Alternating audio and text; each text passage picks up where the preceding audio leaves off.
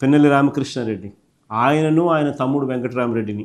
ఆశ్చర్యం ఏంటంటే వీళ్ళ హయాంలో, కేసు వివరాలు చూడండి, వీళ్ళ హయాంలో అంటే చంద్రబాబు నాయుడు ముఖ్యమంత్రిగా ఉన్న వీళ్ళ హయాంలో తెలుగుదేశం పార్టీకి సంబంధించిన వీళ్ళ గ్రూపుల తగాదాల వల్ల వాళ్ళు కొట్లాడుకొని వాళ్ళు చంపుకుంటే ఆ కేసులో ఇరికిచ్చేది మా ఎమ్మెల్యే క్యాండిడేట్ను, మా కంటెస్టెడ్ మాకు ఎమ్మెల్యే క్యాండిడేట్ ఇరికిస్తూ ఉన్నారు.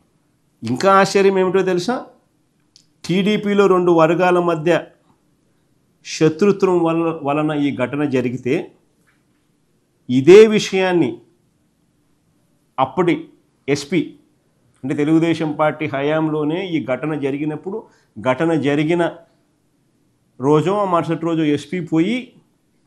స్థానిక ఎస్పీ పోయి ఎస్పీ శ్రీనివాసరావు మీడియా సాక్షిగా ఏమన్నాడు ఒకసారి చూడండి మీరే.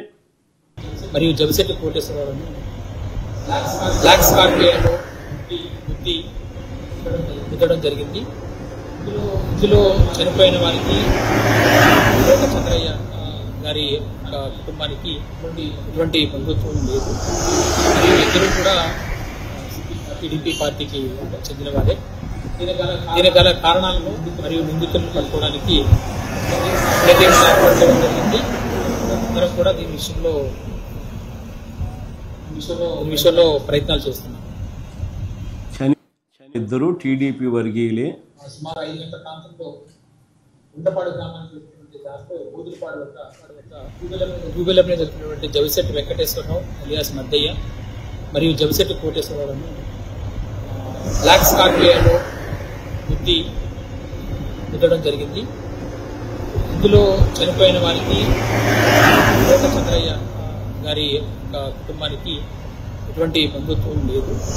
మరియు ఇద్దరు కూడా టీడీపీ పార్టీకి చెందిన వారే.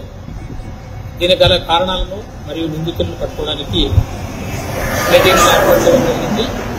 అందరం కూడా దీని విషయంలో ప్రయత్నాలు చేస్తున్నాం. ఏమిటో తెలుసా, ఇదే విషయాన్ని అప్పటి ఎస్పీ శ్రీనివాసరావు మీడియా సాక్షిగా చెప్పడమే కాకుండా చంపబడిన వాళ్ళు ఇద్దరు టీడీపీ వాళ్ళేనని ఏకంగా ఆ జిల్లా పోలీసు ఆ ఎస్పీ ట్వీట్ కూడా చేశాడు. దాని ట్వీటు